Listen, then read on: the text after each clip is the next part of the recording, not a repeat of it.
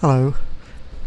We're going to have a look at St James's today in London, but we're starting actually in Mayfair on Park Lane, and this is the Animals in War Memorial, a commemoration of animals in war, of course. You can see across the road in Hyde Park there's a Winter Wonderland fairground. I might go there and do a video about that.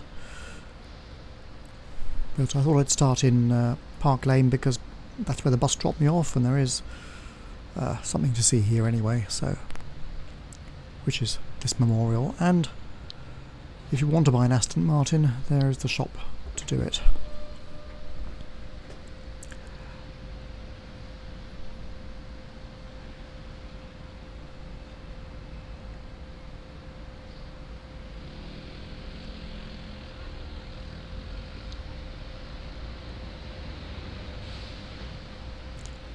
Many and various animals were employed to support British and Allied forces in wars and campaigns over the centuries. So there you go. There's some other artists. And you see the animals are not forgotten, all these flowers are put there.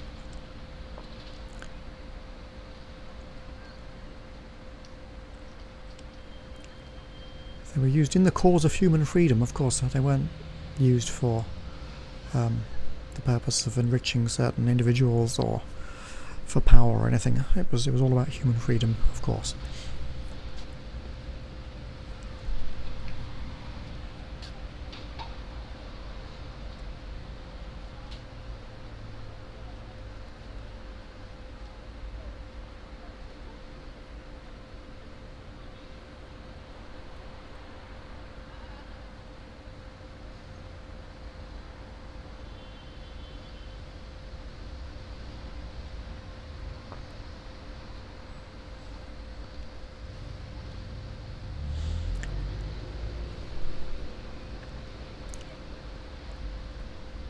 They had no choice.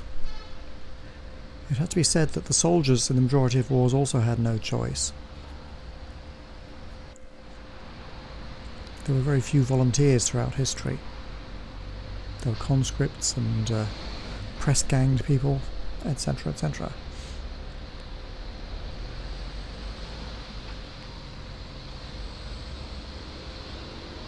But anyway, it's a nice memorial, I quite like it. We're walking down Park Lane now.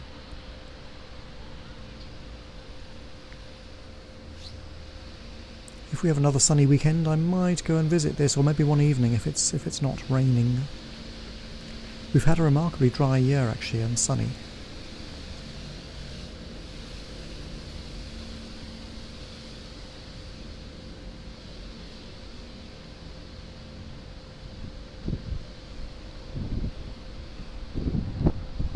You'll notice in London people make a habit of walking in front of cameras. I don't know why.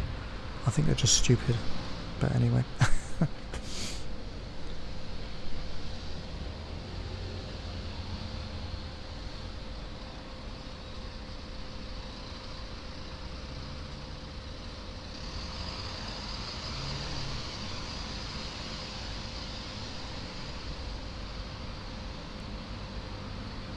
You might have seen that sign, Police ANPR, in use. I've never looked it up to see what those letters stand for. We're supposed to just know somehow. Anti-Nazi police radar or something, perhaps. I don't know.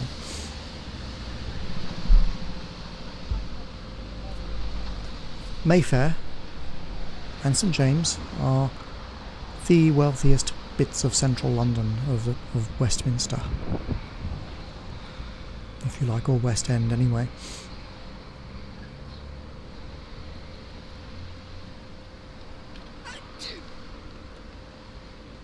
And this hotel has a nice little Christmas display outside. If you can see it through the glass reflections and whatnot, you can't really, can you? It's the Grosvenor Hotel.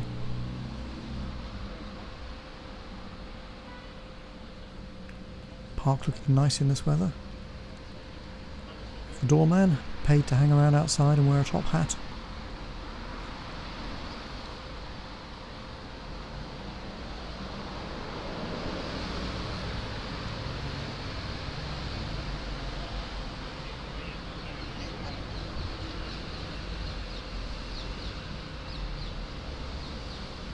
Who are these people that can afford to stay in these places? Not me as yet. Although I think if I could afford it, I probably wouldn't that much anyway. Somehow. I wouldn't go to a total flea pit, but there are better uses for the money.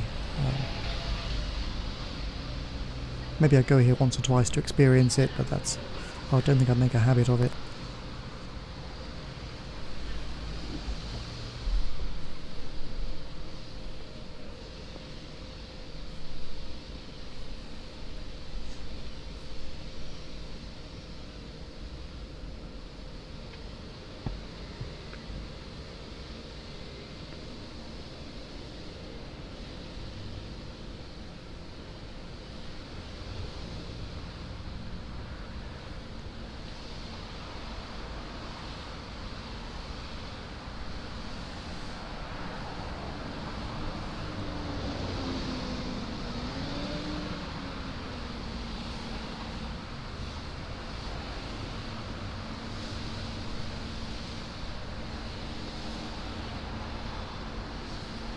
Buy a mini here too if you like. They look pretty nice when they're brand new and shiny, don't they?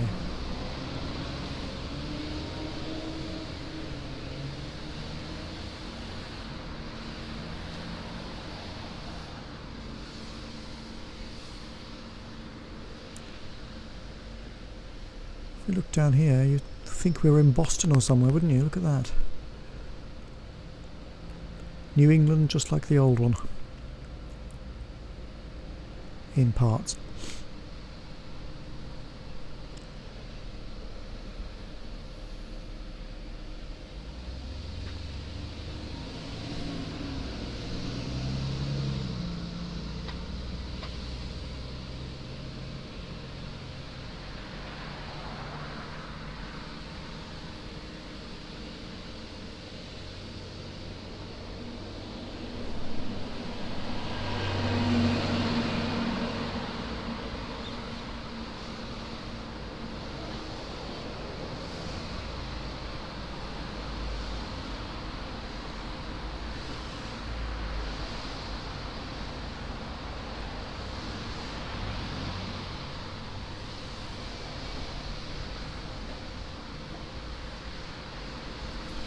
Here we have Harrods Estates. Well, alright, what are the prices like? Let's have a look. That's what you get for £1.695 million. 1.95, what was it? Blimey. Let's face it, they're not that big, but they're expensive. Let's just leave it at that, shall we? Oh, alright then.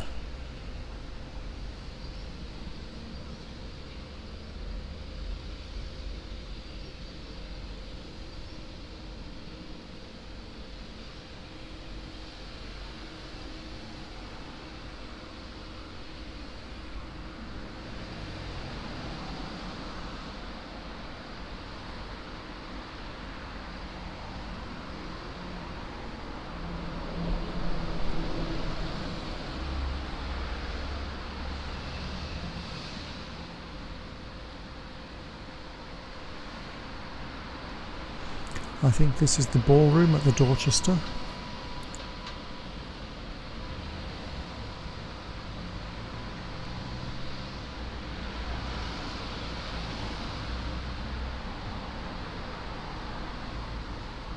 Sort of back entrances.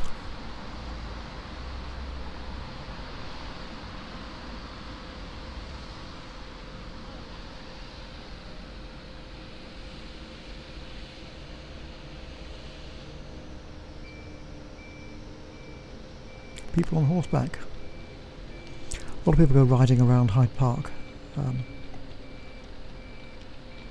There are horse bridle paths, as they're called.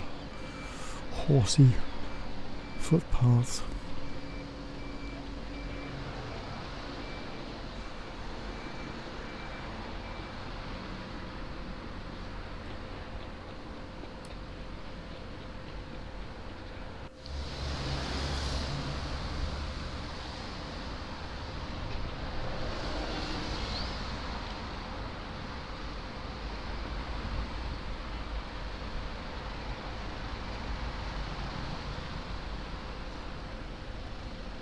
Yeah, there it is.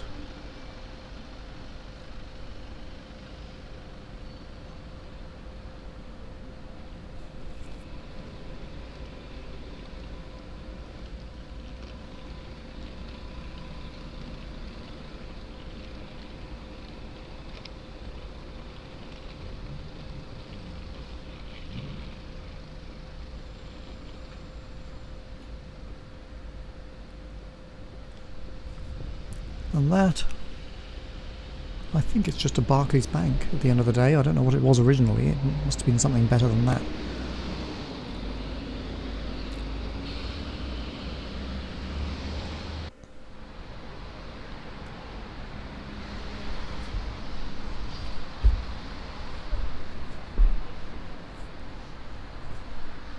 Fancy car.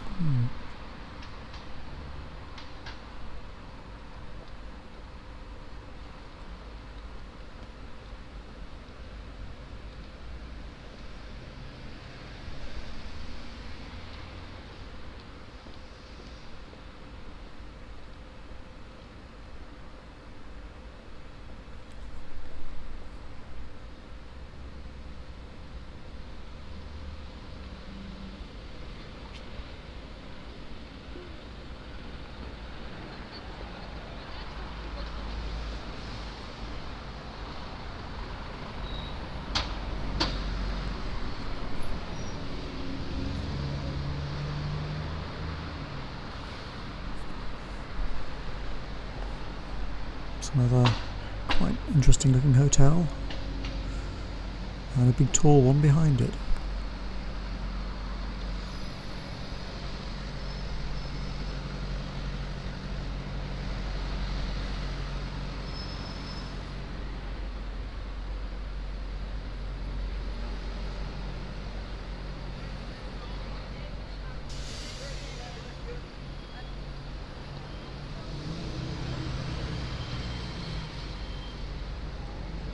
I think it may be the Hilton, or one of the Hiltons. There's loads of Hiltons in London. Yeah, I think so.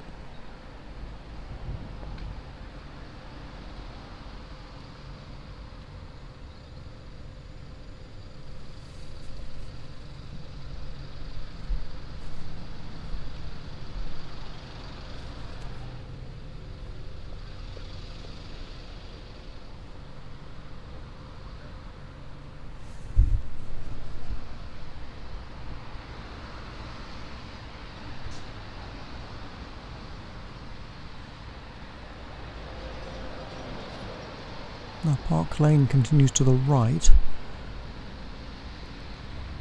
alongside the park, but here we have an interesting statue of an elephant being held up by its trunk. Now that we're going to head down to the side here.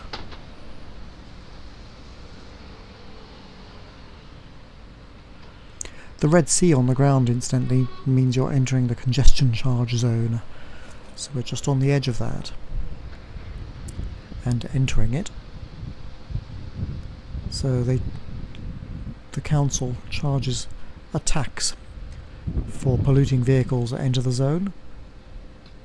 There are cameras all over the place that read the number plates and send you the bill if you don't pay it within, I think, 24 hours of entering the zone, or 12 hours or something like that. Or they send you a fine, in fact. I think got the Metropole and the International Hotel down there or something like that. And here we have the London Metropolitan Hotel.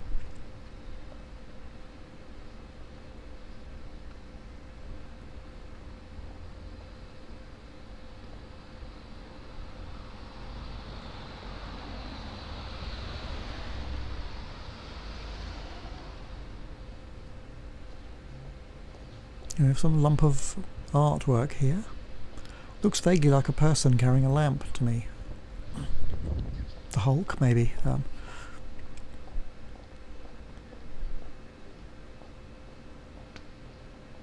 And that brown building, the dark brown building on the left, that is a casino where people with a lot more money than sense can give it away.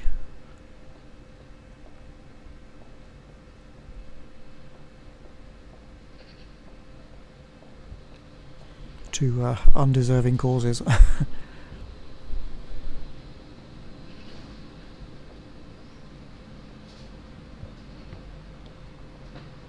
Or maybe I'm just being cynical, I don't know.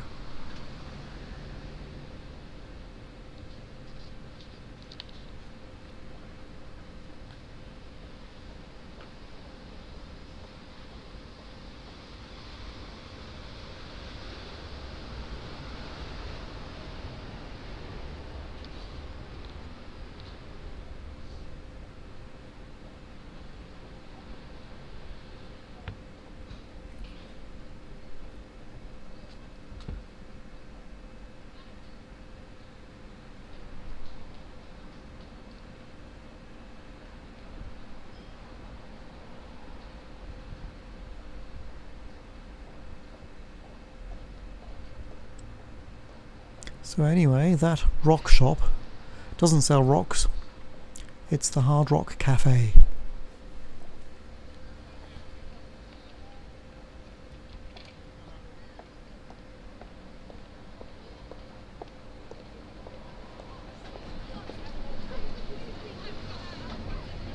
Take a quick peek inside. There you go. Thinking about it, I've never actually been in there. There's more than one, I think there's two of them in London, I'm not quite sure. But anyway, I once knew somebody who had eaten there. Maybe I will one day. This is the Royal Air Force Club. We are entering St James's, roughly. This road we're on now is Piccadilly, and it goes alongside Green Park, which is on the right. And Piccadilly leads from Hyde Park to Piccadilly Circus. And it goes through the district of St James's. And St James's is Clubland, where the gentlemen's clubs are of old. Cavalry and Guards Club.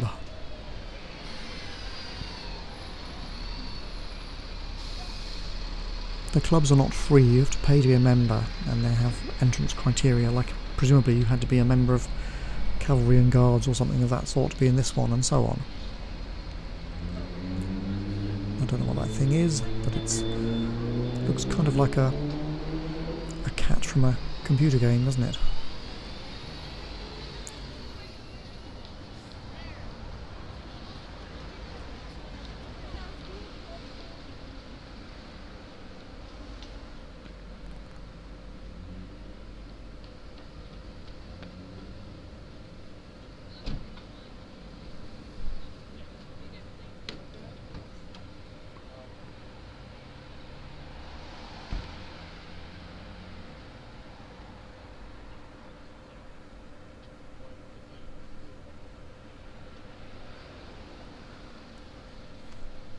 The Athenaeum restaurant, I think.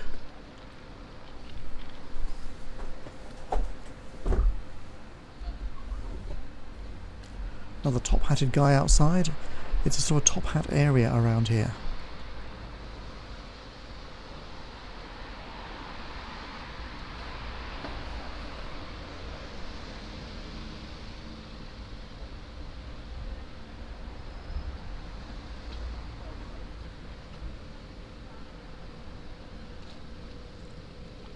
And don't expect any of these places to be cheap.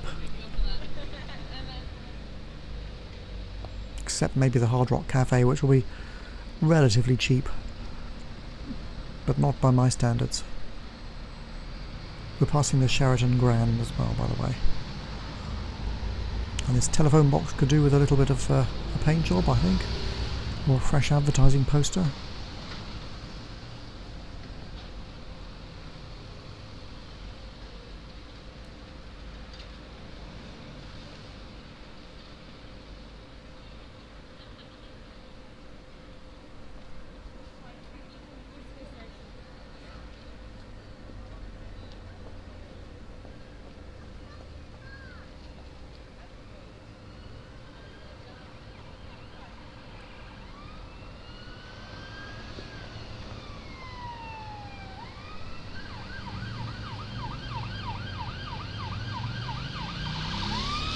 Wee wee wee.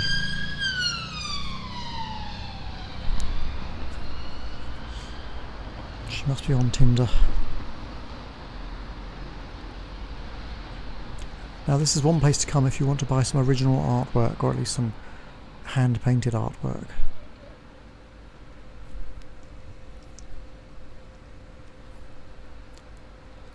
It's here, I think at the weekends, Sundays, if it isn't raining.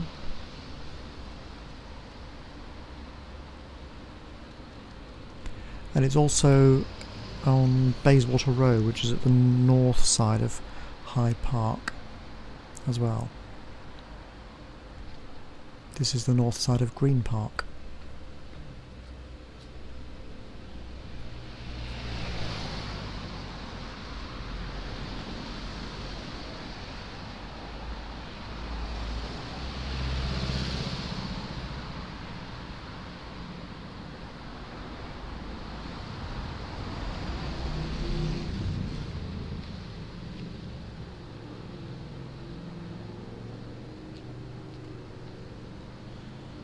Let's follow this little red arrow, shall we?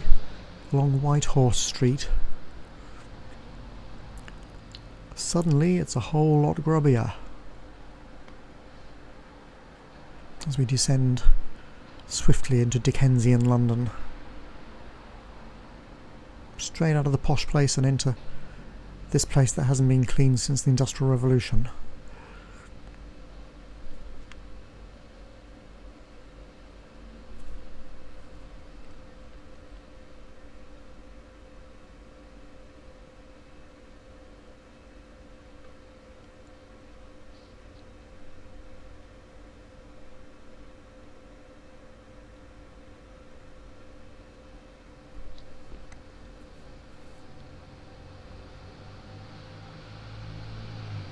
And you have arrived. Yes. Shepherd Market, that's where we're going.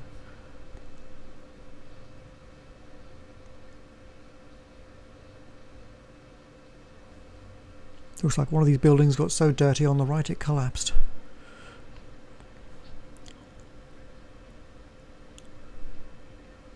But we're going to look around this little square briefly, then we'll carry on back to Piccadilly. But it's just I just want to point out that if you follow these little side streets in London, you never know what you're going to find there. There are things everywhere to see. It's crazy.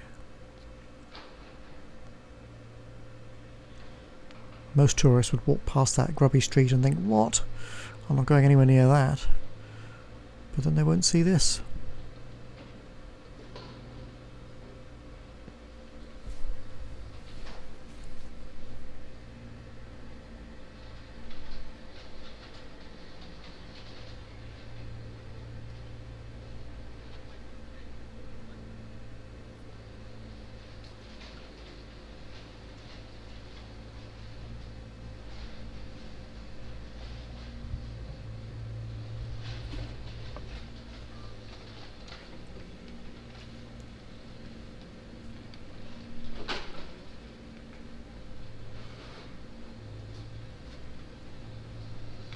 Dodgy artwork.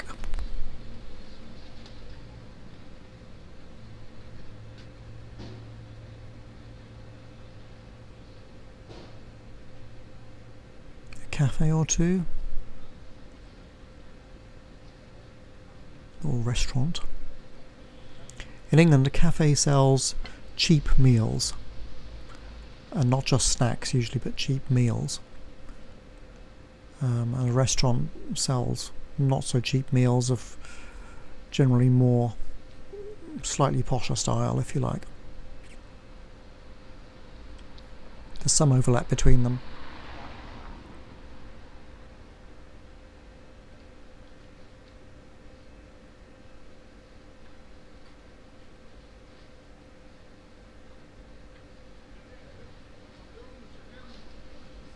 Iranian restaurant, art gallery.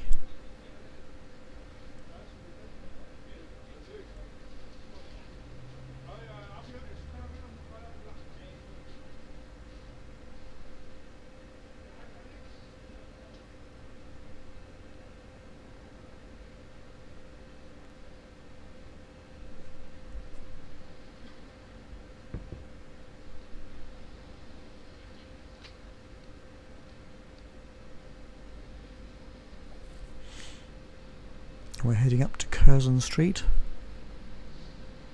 which we passed coming down Park Lane.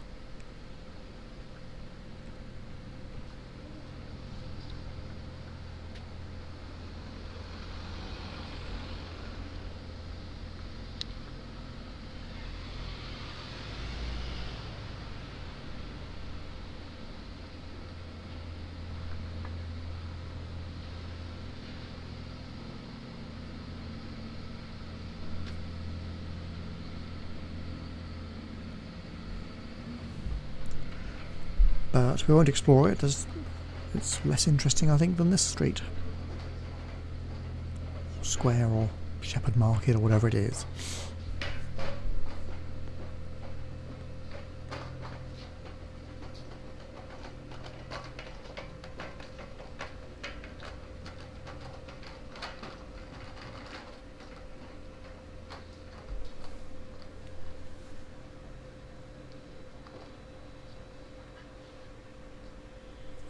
Barber shop,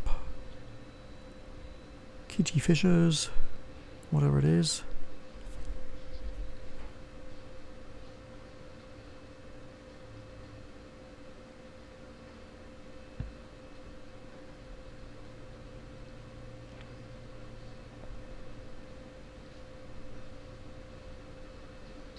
Woman wondering what I'm up to.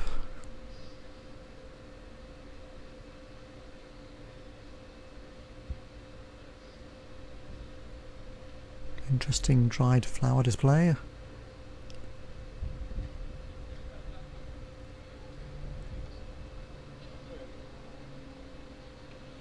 And we're back here.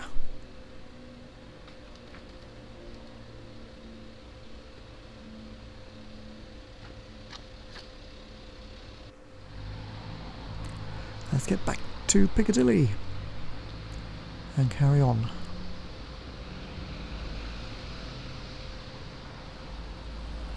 Because St James is just past Green Park Station, really, so we're just going to go there, and that is just across the road, really. You can almost see it now.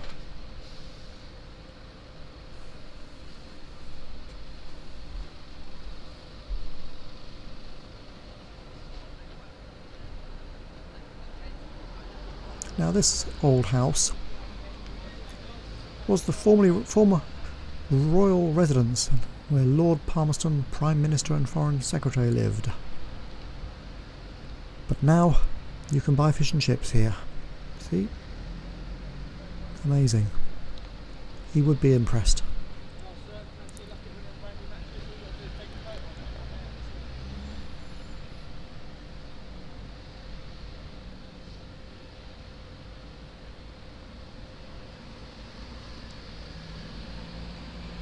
On Half Moon Street you can buy some Persian carpets.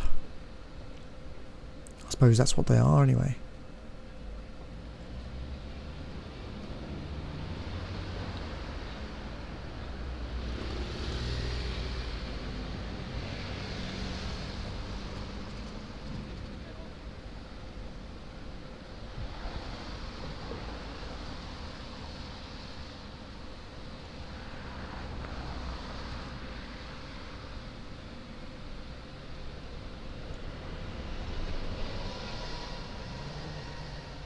And some strange statues to stick in your house.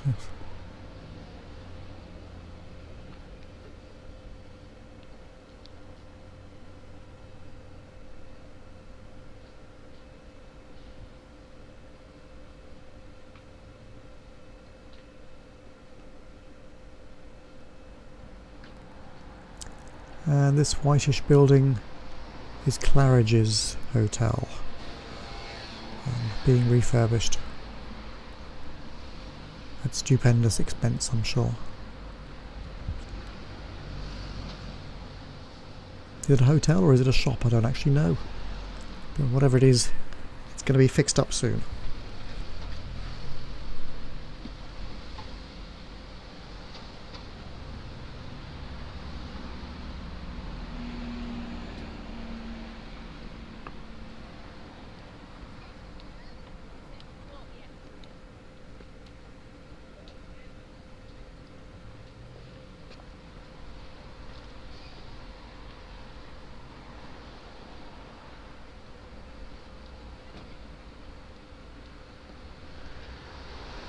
There's Green Park tube station, so let's just cross over.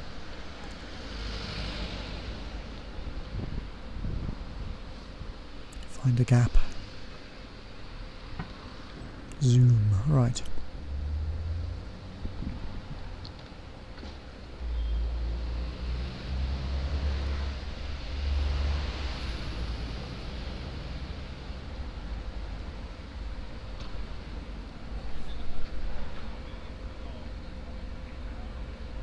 You can hire a bicycle here. Oops, I'm boxed in.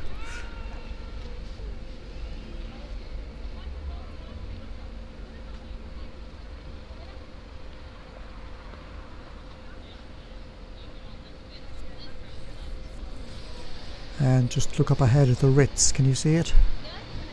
Just in case you were forgetting that we were in the wealthy part of London.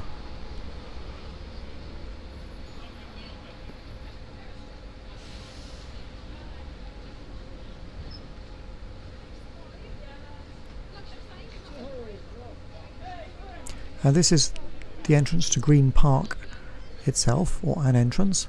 And I'll take a quick look, but I'm not going to go in here today, maybe another day. This forms the western boundary to the district of St James's.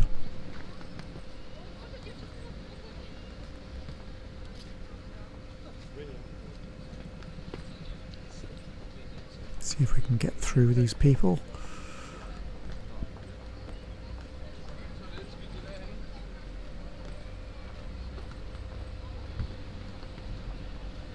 Got their Christmas display on.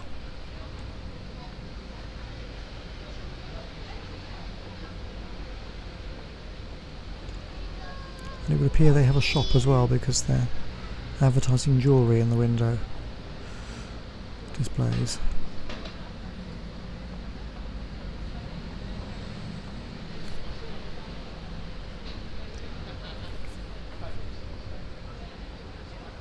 I won't point the camera at that guy, he'll think I'm up to something.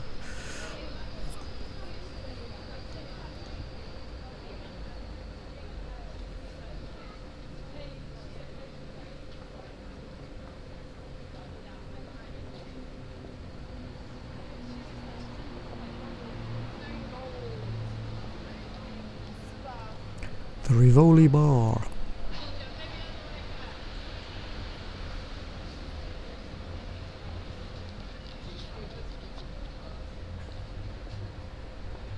And some of their jewellery.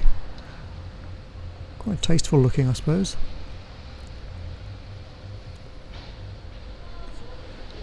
Do you think they're made of glass?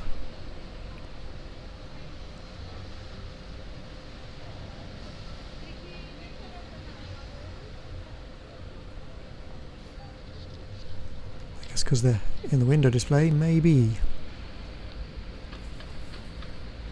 Now we're just going to cross over here. We are now effectively in the district of St James's. We have the Royal Academy of Arts further along and on the right, but here we have, on the left I mean, but here we have the Wolseley, which is a posh restaurant. But they're not too posh to have their menu on the outside.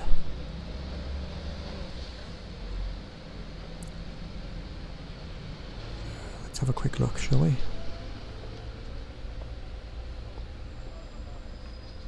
Crustacea oysters, 15 quid a dozen, or 30 quid a dozen, wow.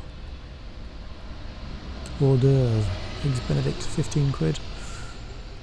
It's ridiculous, honestly, it's mad. Grilled fish of the day, or some Monte Carlo, 1950. Wolseley hamburger, £14. I think of something I know what it is and compare the price. I mean, you can get a cheeseburger for 99p at McDonald's.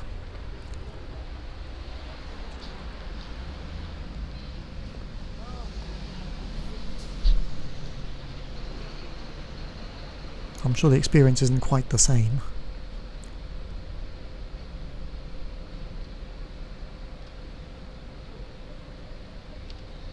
When I'm rich, maybe I'll go and record a video in there.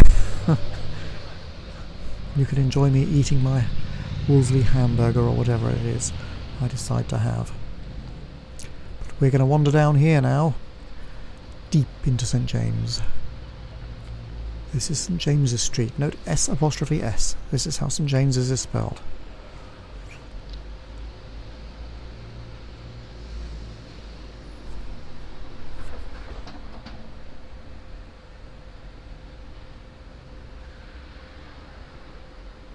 Even the building companies have posh names. Blenheim House Construction.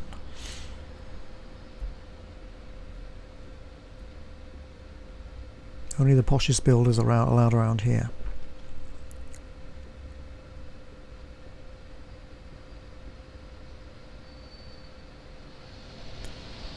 Precious metals, safe deposit boxes, Krugerrands, gold bars. They'll look after your money for you.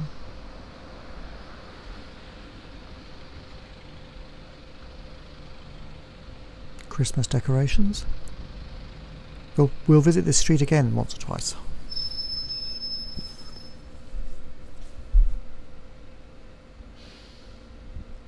Portland Gallery.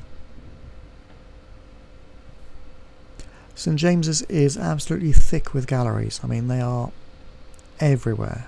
It's practically one big art gallery, with a few cafes and coffee bars in between, and gentlemen's clubs. One or two of the gentlemen's clubs are a bit less salubrious, and a bit sleazy. They're more sort of what you would call sleazeballs clubs, really, because you would go there to meet the scantily clad girls. But the majority of them are the more traditional, old-fashioned sort, where gentlemen sit around and chat and drink and discuss weighty matters. That place sells yachts. Artemis in search of profit, I think, is their slogan.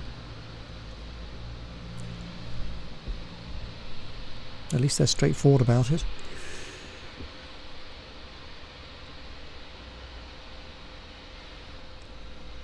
Down here is the Royal Overseas League.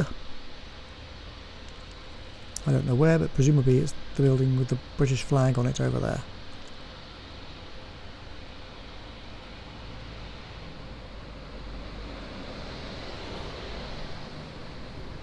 What's this symbol?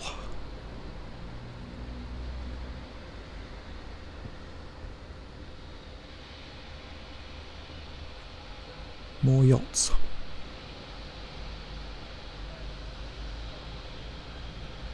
Can you afford that?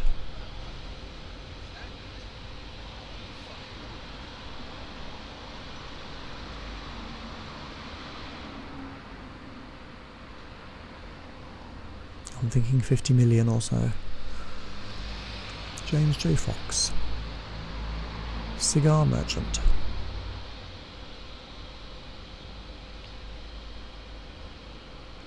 And taking advantage of the name of Great Britain, residential accommodation in there. I won't go in there.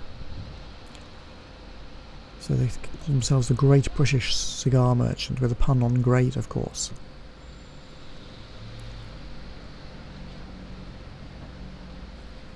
Implying that they're great.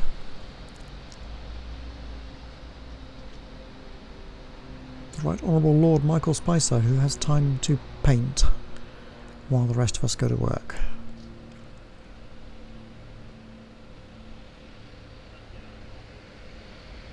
I am being cynical today, aren't I? Nice clothes shop.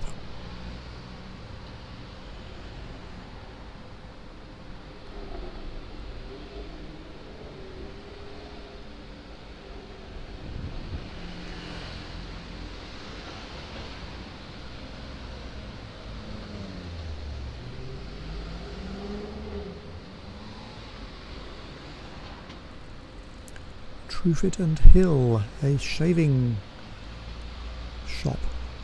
In fact, I've even used some of their shaving cream, I think. It was pretty good. Chutney Mary, a well-known Indian restaurant.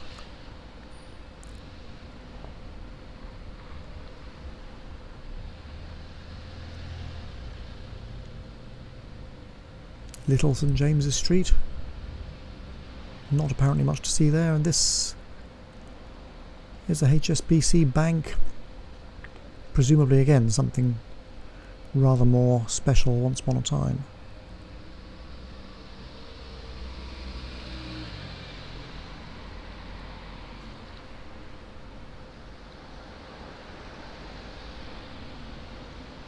Wine Merchants. Dunhill. One of their buildings.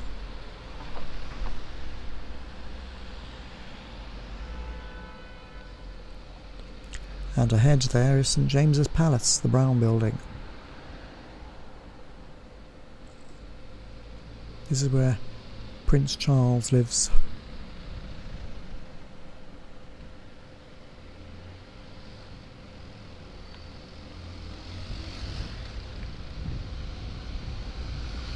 It's his official residence anyway.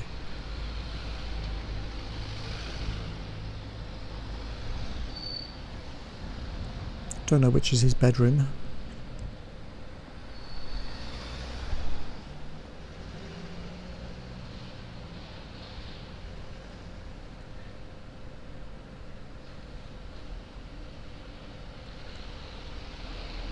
I don't know if it's exactly midday or if that clock always shows midday, because it's always been around about midday that I've passed it and it's always showing 12 o'clock.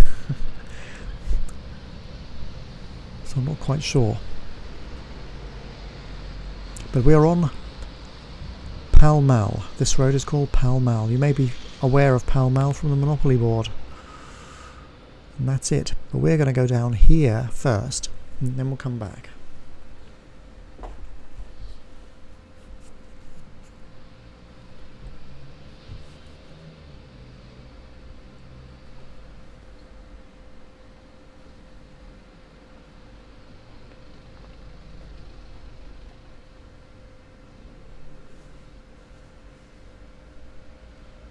That is a little chapel designed by Inigo Jones in 1630 odd or something like that, still in use. It was built as an adjunct to this palace here.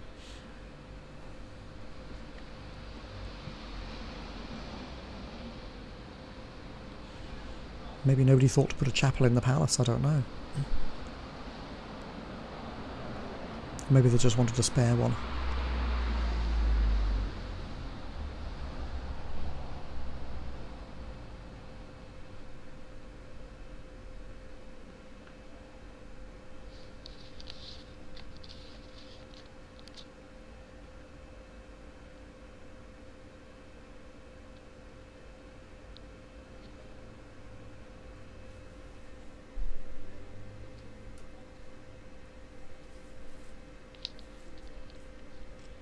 There's a nice little statue across the road with some propaganda about some queen on it.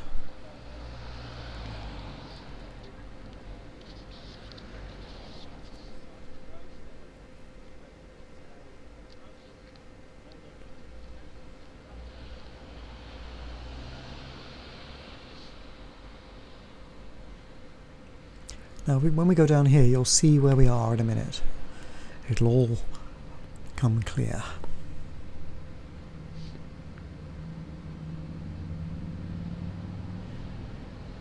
You'll understand why this is such a wealthy district.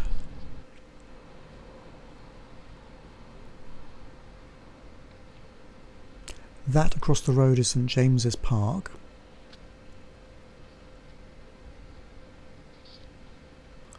If you look ahead, you can see Big Ben in the distance, the other side of the park.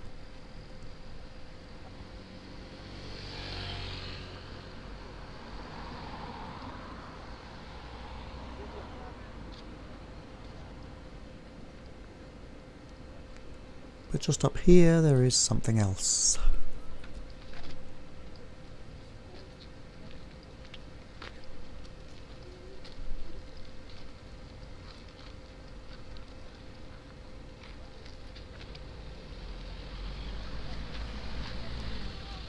Do you recognise it? Yes. Buckingham Palace.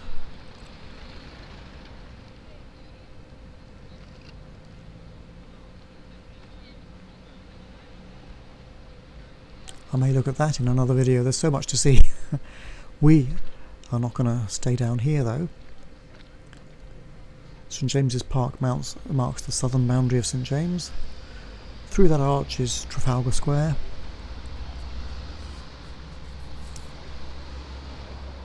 This is the Mall. Oh, yes, that's right. This is the Mall. But we're going to go back to Pall Mall. Or the Mall, I suppose. So here we are at Pall Mall again. Or is this the Mall? I don't know, I always get them mixed up. This is Pall Mall.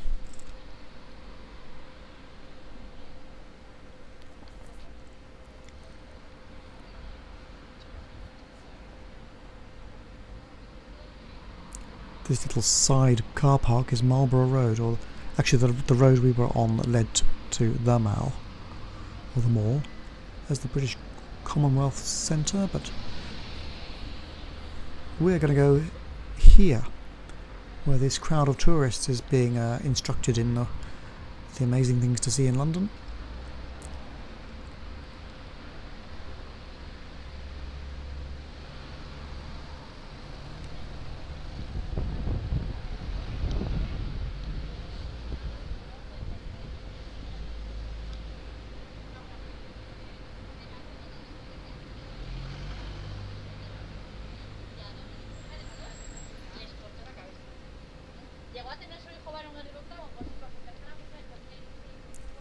This is Crown Passage. St James has loads and loads of these little passages and arcades. I'll show you 2 or 3 of them, but not all of them.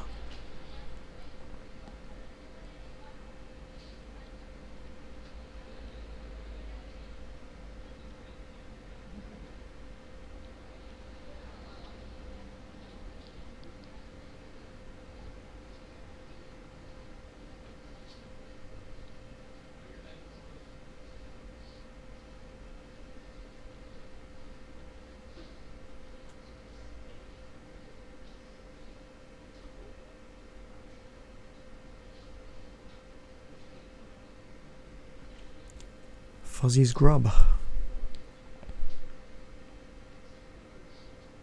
Fancy a hat with a moustache?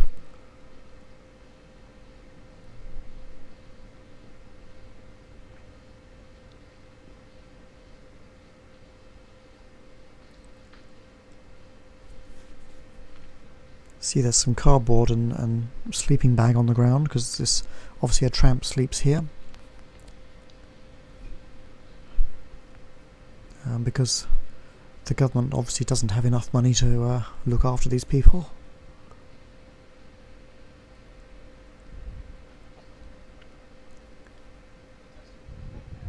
And what's this? Indian and Islamic works of art. There are lots, as I've mentioned, of galleries and art shops around here. See my reflection as well.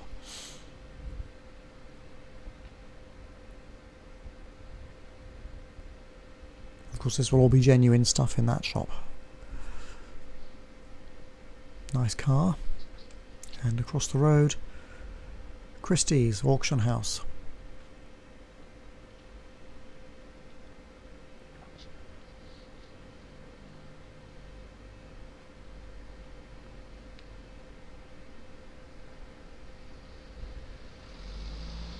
So let's go up here and have a look.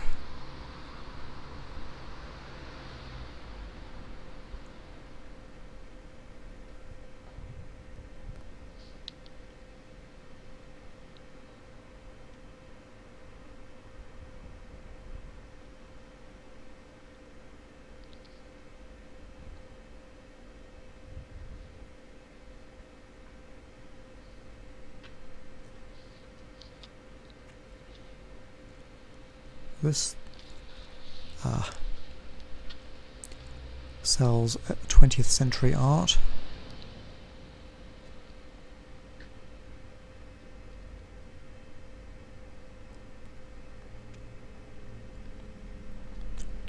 Or if you like, 20th century products as art. Winston Churchill, I think.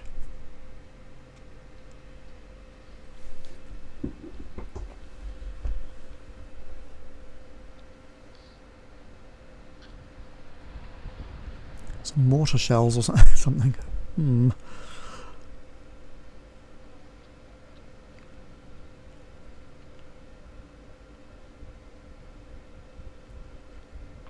These kinds of shops are fascinating, really. They're like toy shops, aren't they, really?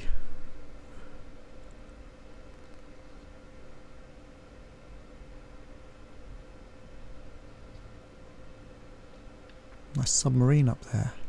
Don't know if you can see it with the reflections.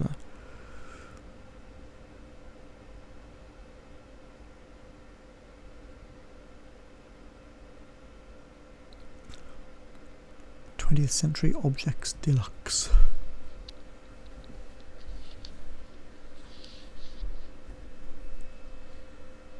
Objet, because they're spelling it Française. And this is Asian art.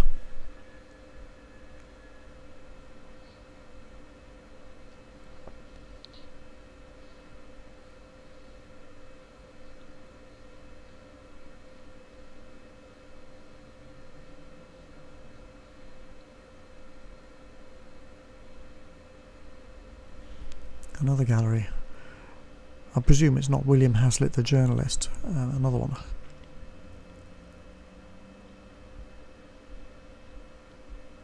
Rare books.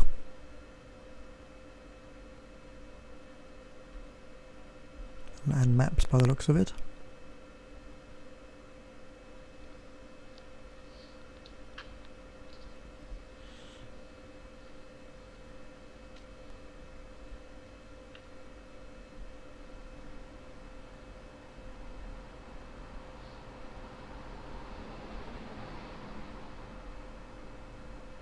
Same people again with more Asian art.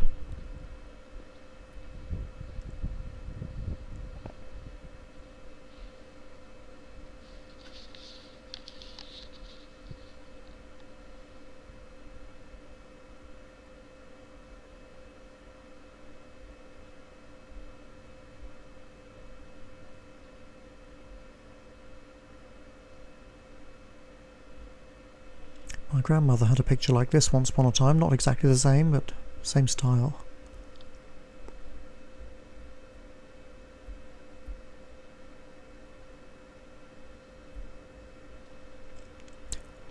You can see my reflection clearly there. Nice lamp.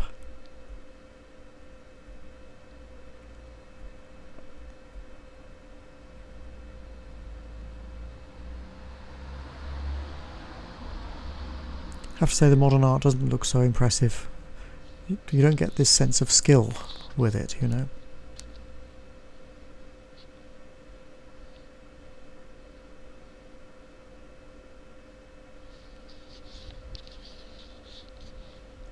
What's this?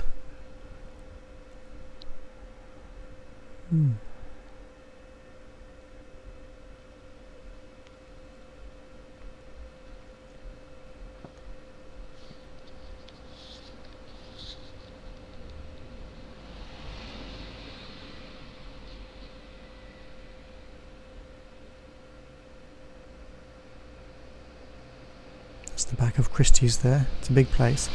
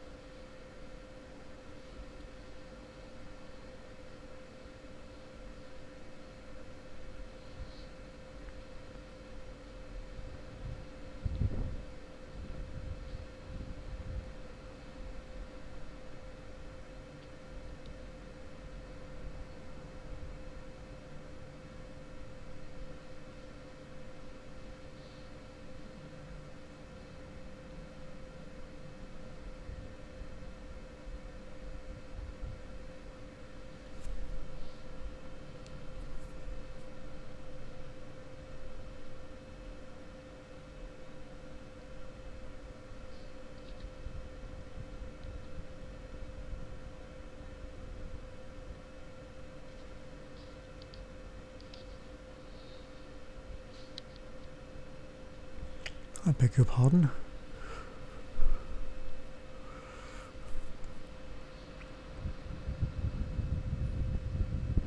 shop, St James's style.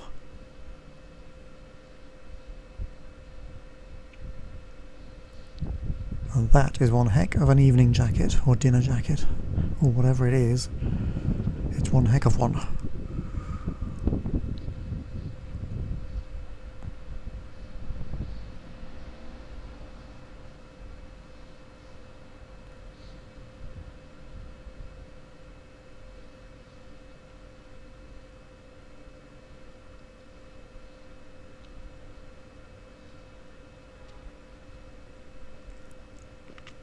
Now we're back on this street with the decorations again. Look, there we go.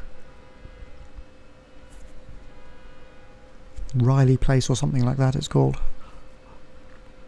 Can't remember for sure. I should look it up, shouldn't I really?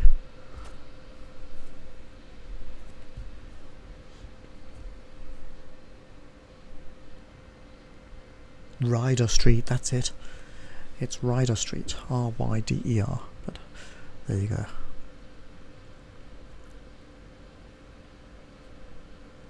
Now here we have another one of these little alleys or arcades.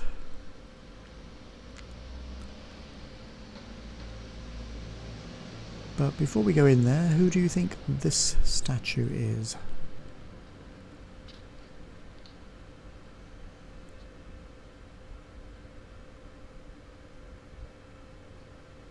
It is Beau Brummel. To be truly elegant, one should not be noticed.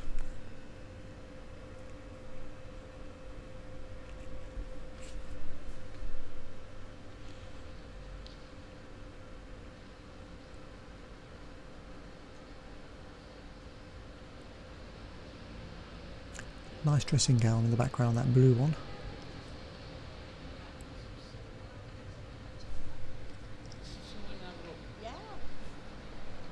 I suppose there are people who actually dress like these things.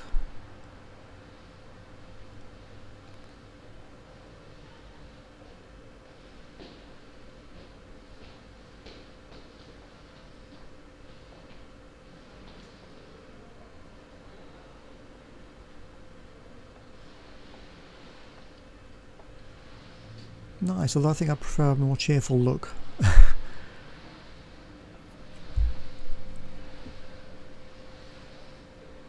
Art shop. Oh look, an 8-year-old's drawing.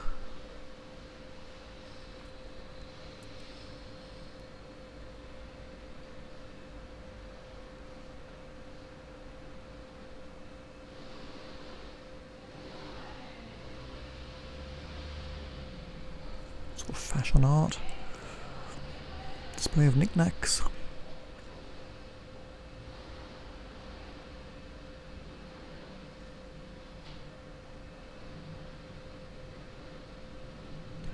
Cafe, St James's style.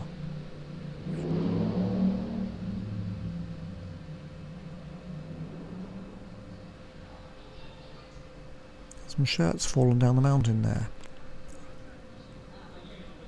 A cheese shop or something, I don't know. Perfume perhaps. Across the road, we're back on Piccadilly now. Is Burlington Arcade, but we're not going to go in there, but just so you know, that's where it is.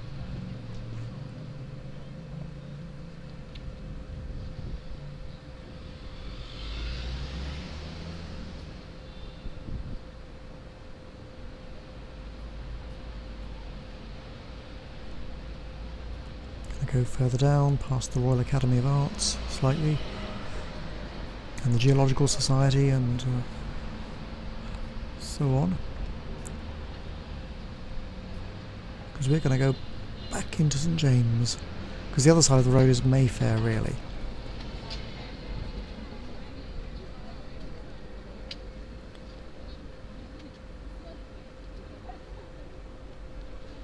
This, by the way, is Fornum and Mason, kind of the Queen's supermarket department store kind of place. Reputed to get you anything in the world that you want, if you're prepared to pay for it. This is Duke Street, St James's.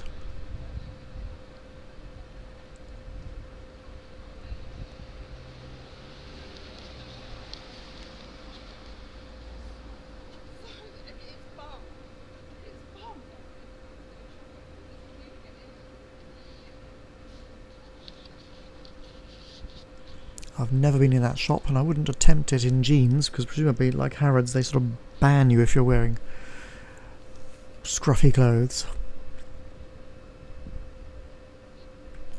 At least I think they do. As I say, I haven't tried. Another Dunhill shop.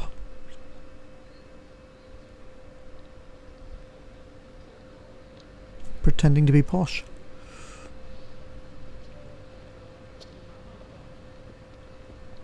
Because of course it is all a pretense, really. But it's image, isn't it? These commercial places, they're just shops, really. What have we got? A little restaurant here. Truffles, £44.50. How about that? 2-course meal, £26.50. Yes.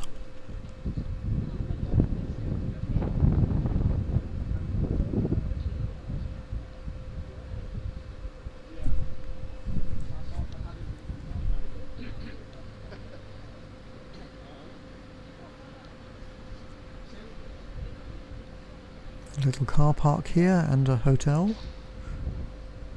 The Cavendish. Nice display here.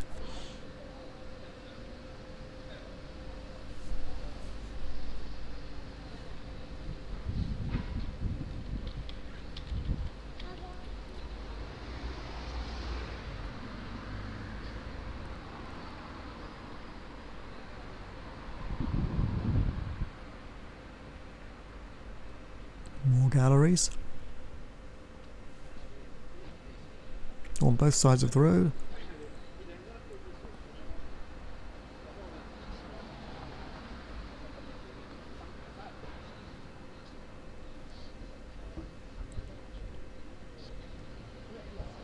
Now what's this?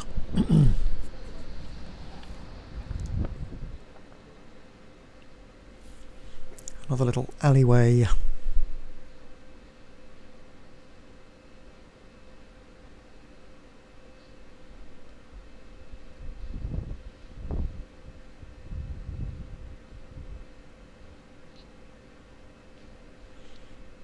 Clive Barker, the Swinging Scholar.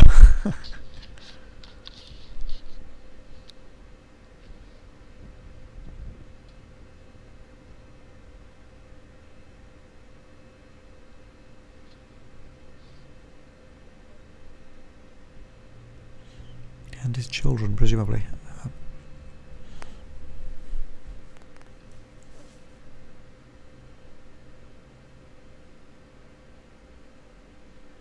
A bookshop.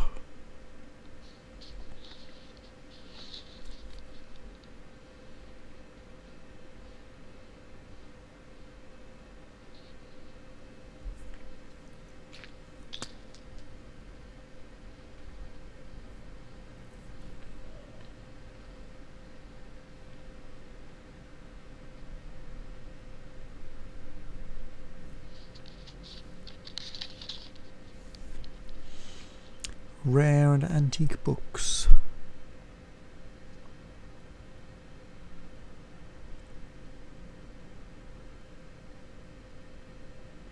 And Dichter de Percolano or something of that sort, I don't know.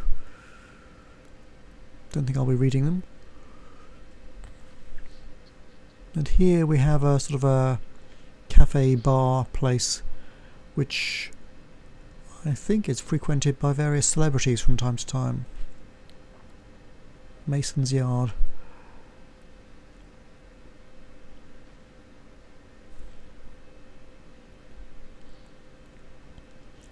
And can we go down here? Looks like it.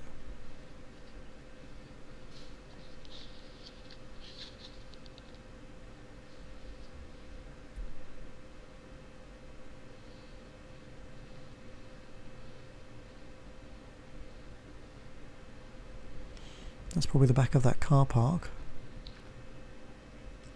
or hotel. This is the back of the residential area. One possible shop there.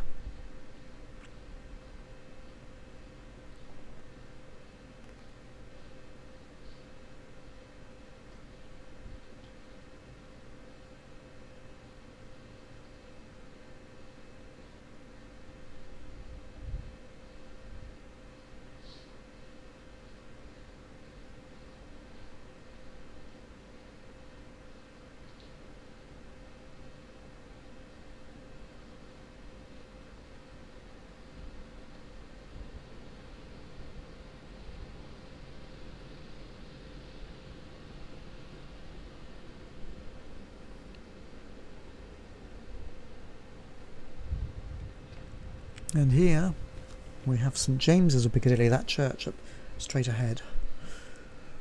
Another... Is this a Red Lion? Another Red Lion pub, yes.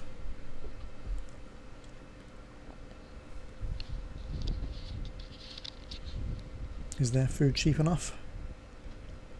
Snacks. Beer battered pickles, $4.95. Basket of chips, $4.95. Main course. Chicken ham and leek pie, $11.95. Well, it's not absolutely impossible. Fish and chips, mushy peas, $11.95. It's about twice what I like to pay for stuff, but it's actually, for London prices, it's quite okay. Pub food tends to be good. Large portions, not grossly overpriced. Just overpriced, but not grossly.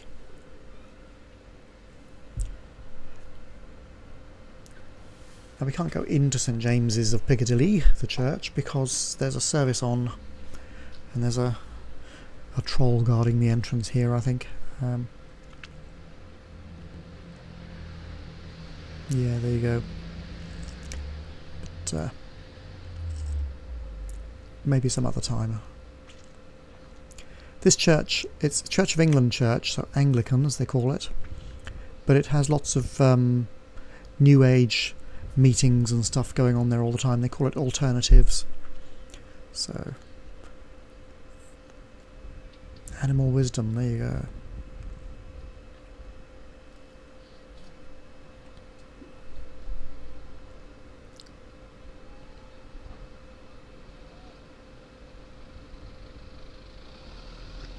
Now let's head back down here.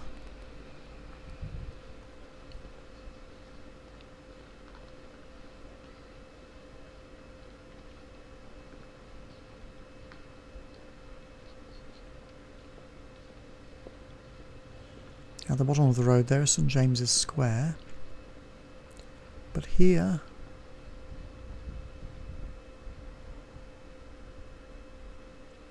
Sir Edwin Lutyens, architect.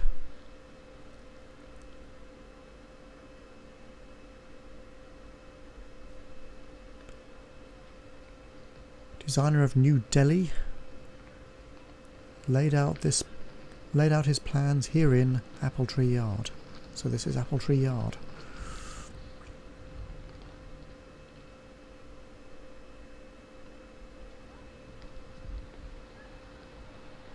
And that's where we just came out of that alleyway.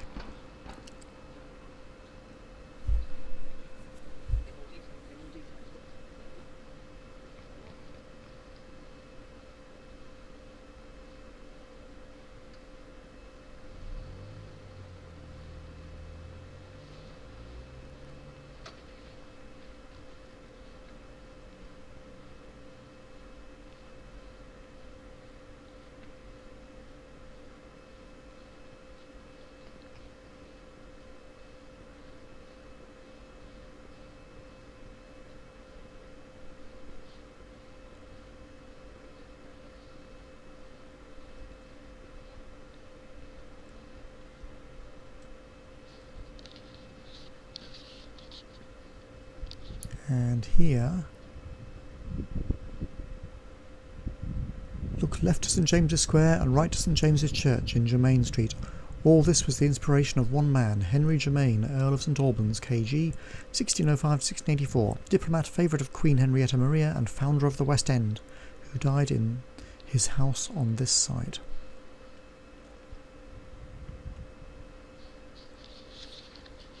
That's St James's Square there. Just a little garden, basically.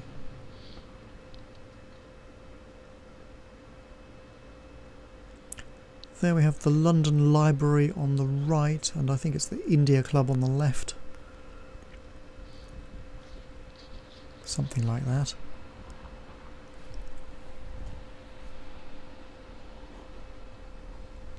Strictly the East India Club. But here is Chatham House.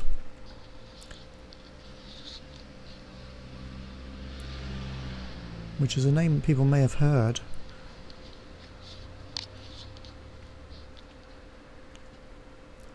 Here lived 3 Prime Ministers: William Pitt, Earl of Chatham, Edward Geoffrey Stanley, Earl of Derby, and William Ewart Gladstone.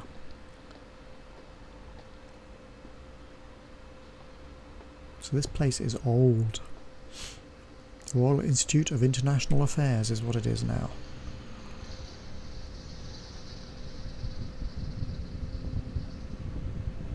Nice blue door.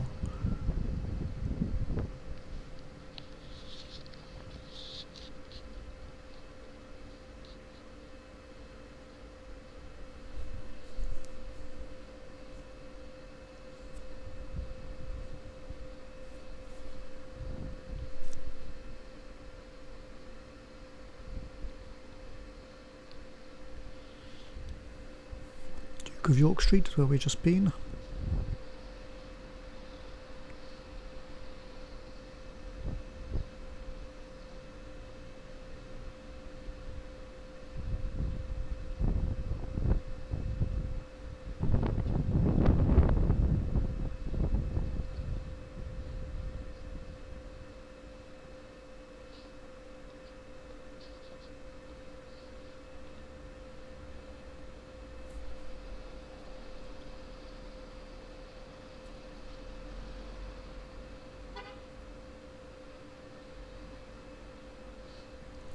Do you see the doorway up ahead where it says in on one side and out on the other? That is the In and Out Military Club. There is some statue in there, or bust in there, but I don't know who it is.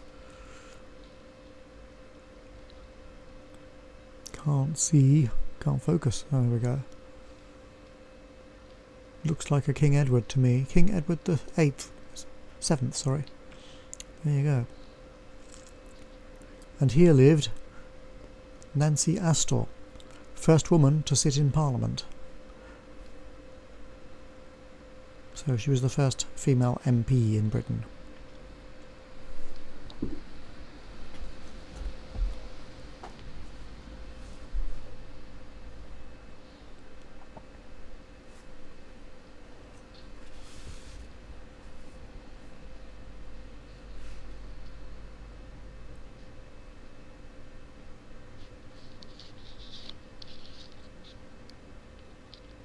I can show you a bit of the park, but as it happens I didn't go in there to film it. I didn't pass the gate.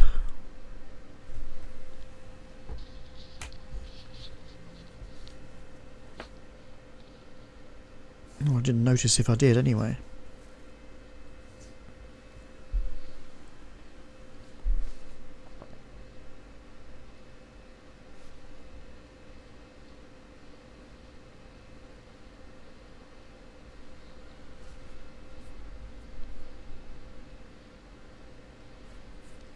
Now for American viewers we have something quite interesting coming up in a bit.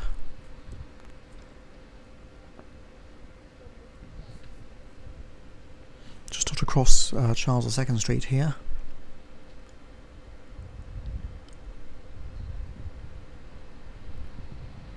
Charles II was the son of Charles I, whose head got chopped off during the Glorious Revolution. That's the Theatre Royal Haymarket.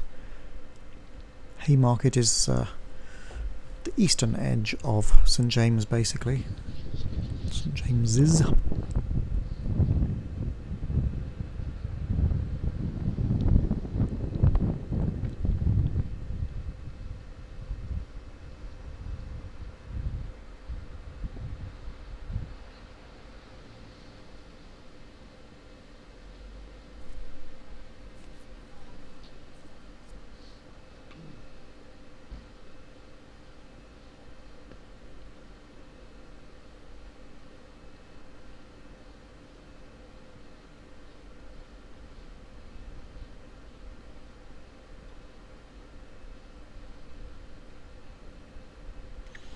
Now this building, Norfolk House, looks pretty ordinary. Well, pleasant but ordinary, if you know what I mean.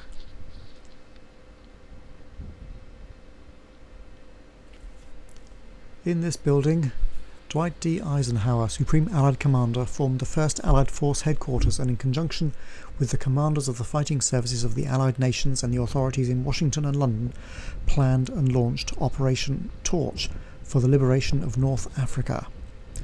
And later, As Supreme Allied Commander, Allied Expeditionary Force, in conjunction with the commanders of the fighting services of the Allied nations and the authorities in Washington and London, he planned and launched Operation Overlord for the liberation of Northwest Europe.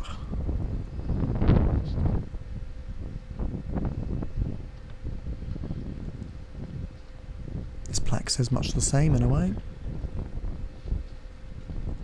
The United States of America recognizes the selfless service and manifold contributions of General Dwight David Eisenhower, Supreme Allied Commander 1944 to 1945.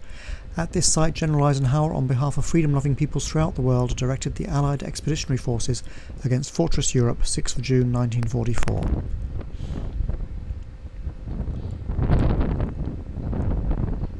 There it is. Can't go in, but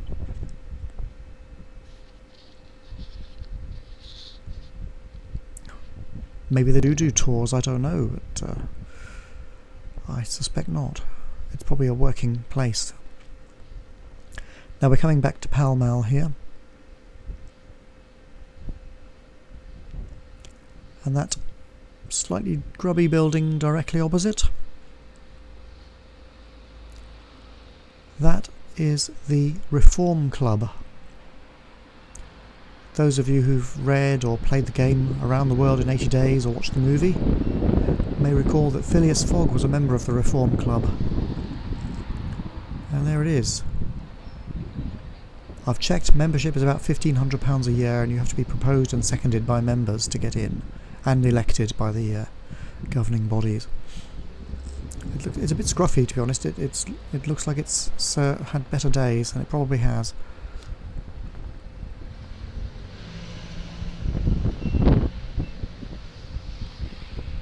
Especially when you compare it with what we're about to see.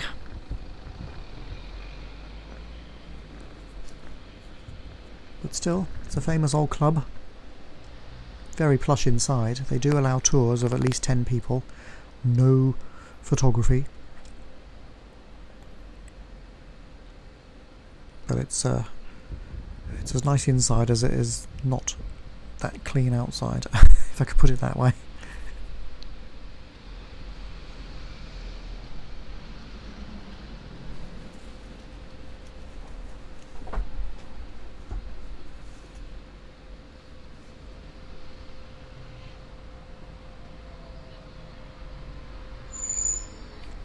I think immediately to the right is the Travellers Club, I think.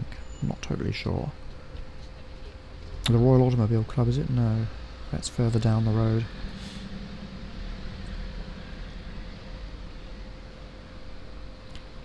Yeah, the Travellers Club we're just passing on our right, but then on the corner here is another one.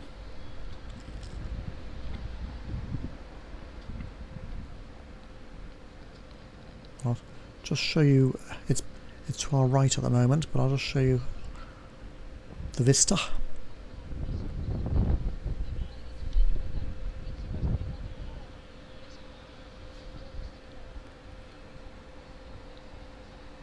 I think that's Haymarket there, or maybe not. That's actually Waterloo Place up there.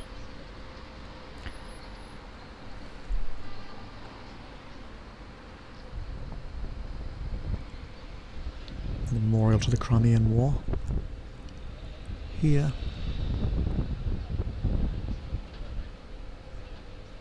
We'll look at these in a bit. Big Ben in the distance, see?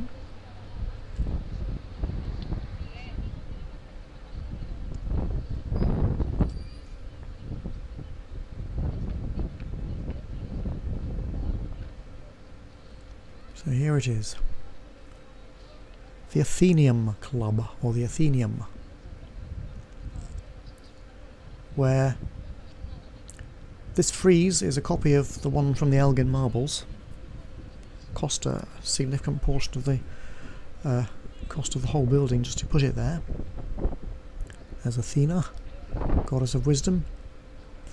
This club, to be a member, you have to have made a major contribution to the good of the community. So you're looking at top scientists, top artists, even top clergymen, people like that, but the great and the good specifically. I'd like to be a member, but unfortunately I have not contributed anything terribly much to the good of the community, at least not in mega terms. We're talking about people like I don't know, people who've invented the internet and things like that. They can be members. Isaac Newton and people, you know. This Air Chief Marshal Sir Keith Park. Oh, horses. Police on horseback. There you go.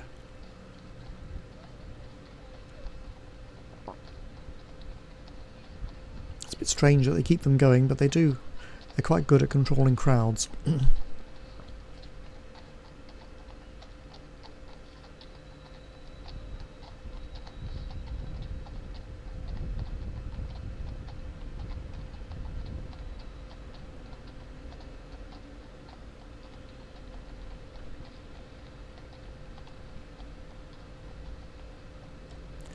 Some more famous psychopaths over here.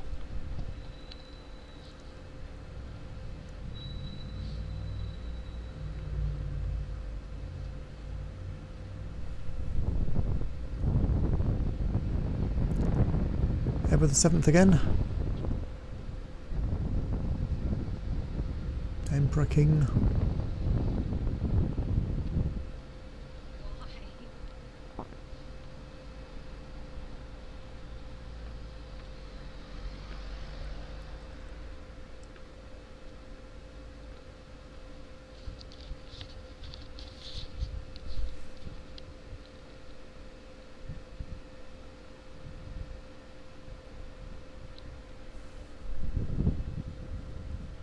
Now he is Franklin, but not Benjamin.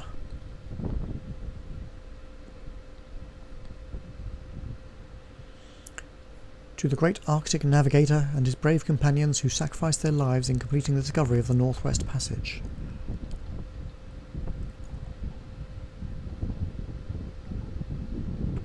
The sort of person who would have been a member of the Athenaeum,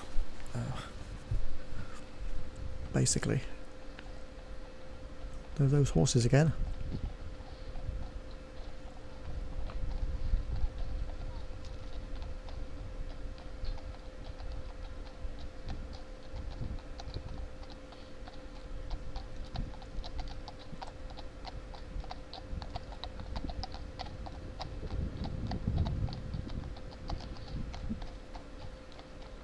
Who's this?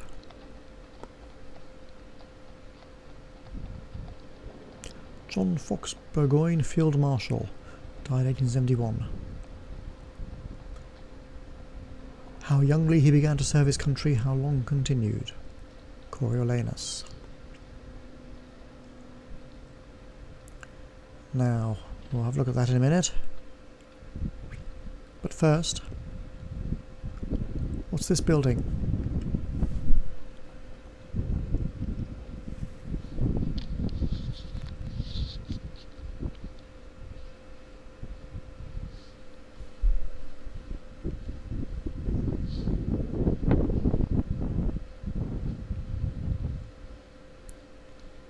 You can see certain buildings are well maintained.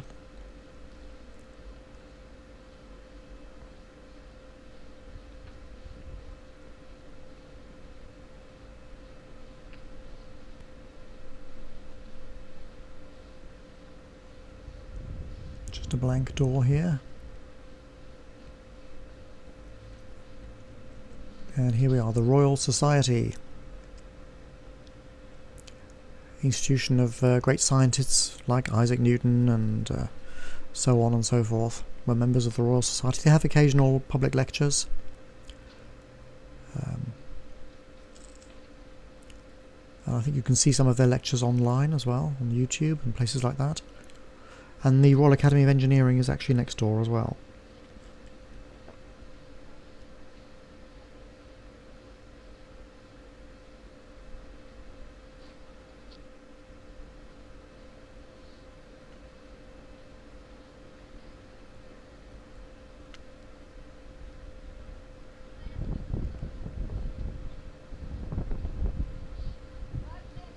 You can see the London Eye in the distance. St James's Park down there. I don't know what that statue is down there. I didn't go to have a look.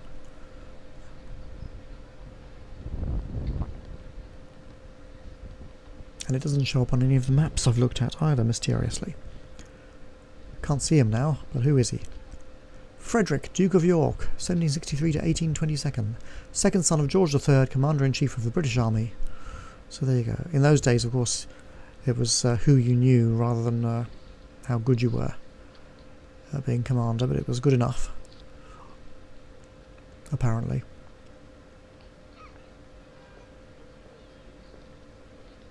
Looks like a war memorial, doesn't it?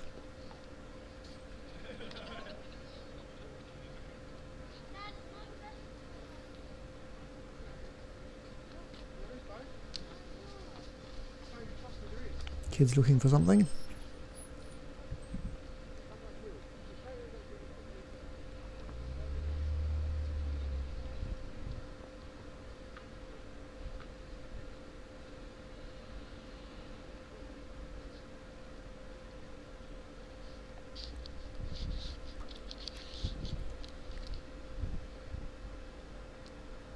Nice sky colour here.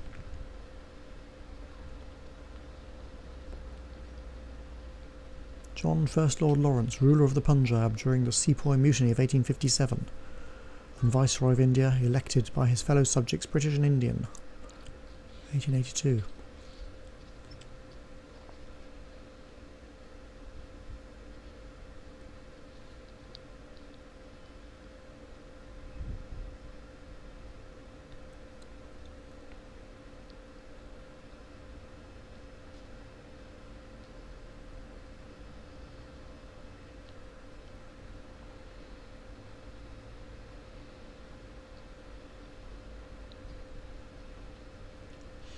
Britannia, perhaps, I'm not sure.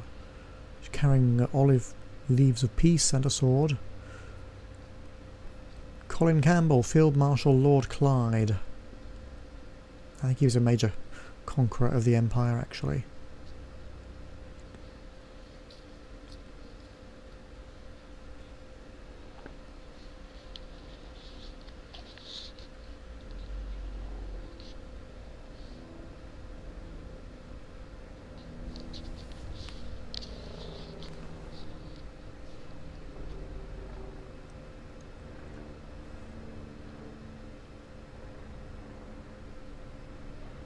Looks a bit like David Icke, but he isn't.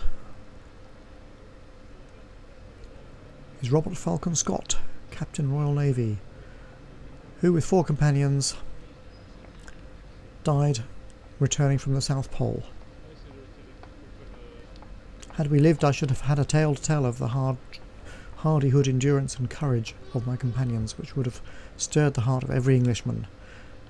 These rough notes and our dead bodies must tell the tale. Second man to reach the South Pole after Amundsen, or second team anyway.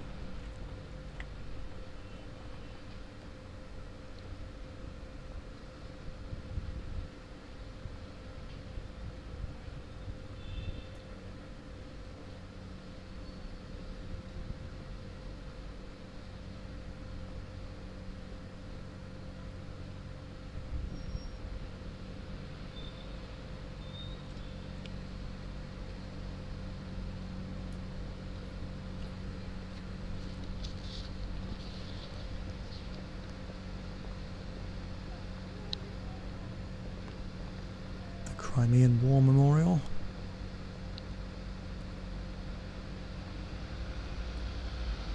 They were fantastic with their propaganda in the old days.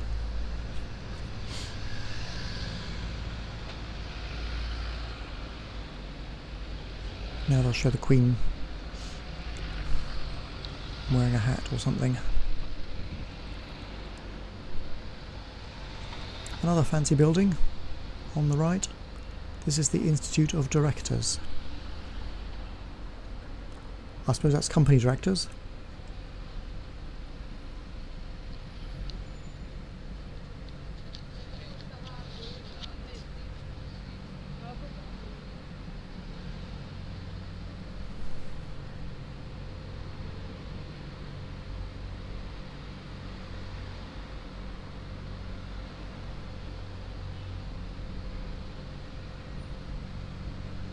And another little arcade there.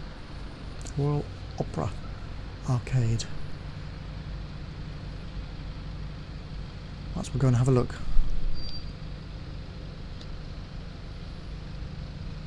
Let's just nip across the road here.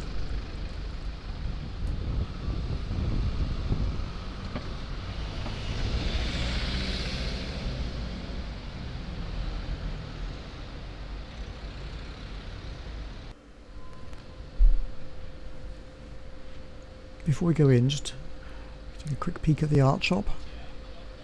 Some sculptures.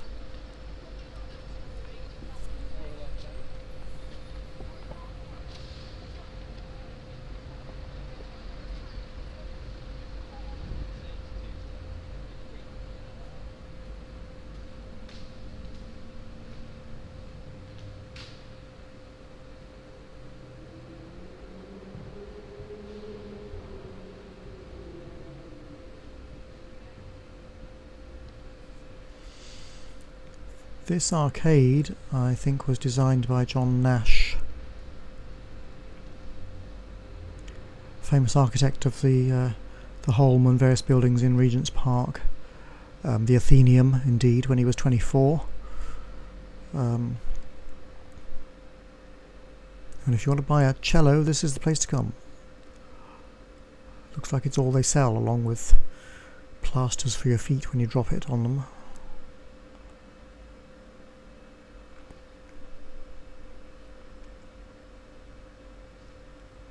Some bizarre artwork.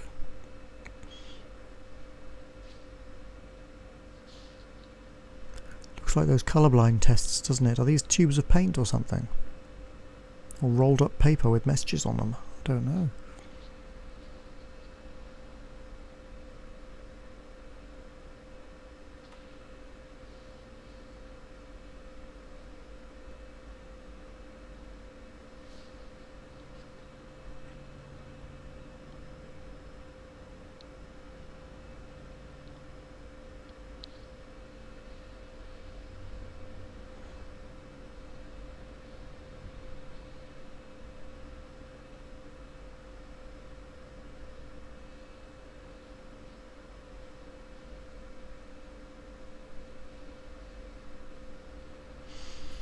Camera struggling a bit to focus. There we go.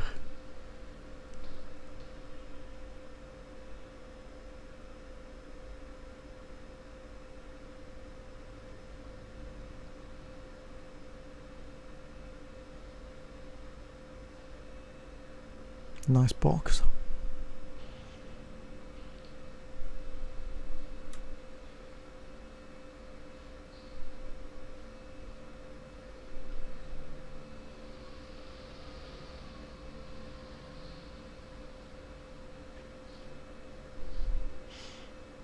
And we can't get out at the top here this time, so I'll head back to Pall Mall. We're nearly done now.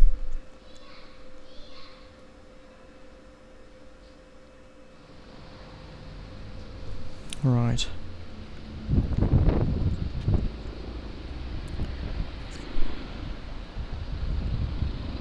I think that's the Institute of Directors.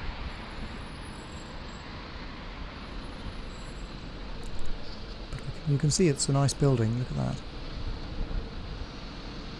Not quite sure why they don't make buildings like this today, apart from perhaps the stupendous expense.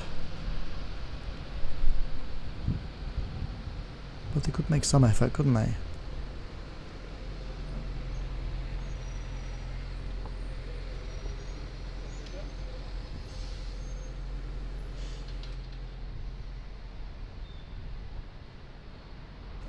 But we are heading just to the end of Pall Mall.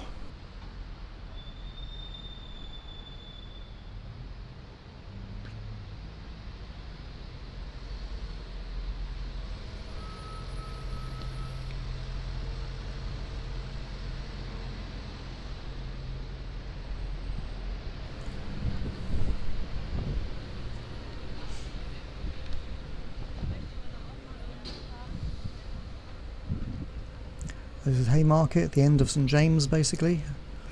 And we're back in sort of more normal London.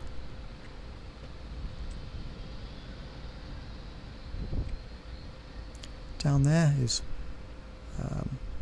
top of Trafalgar Square, St Martin in the Fields Church and the National Gallery. Down there is the Canadian Embassy and the bottom half of Trafalgar Square.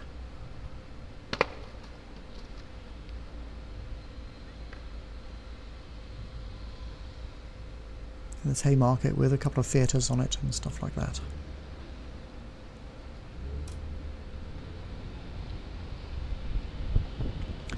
Well, okay, that's it. Hope you've enjoyed the video. I'll make another one sometime. Bye for now.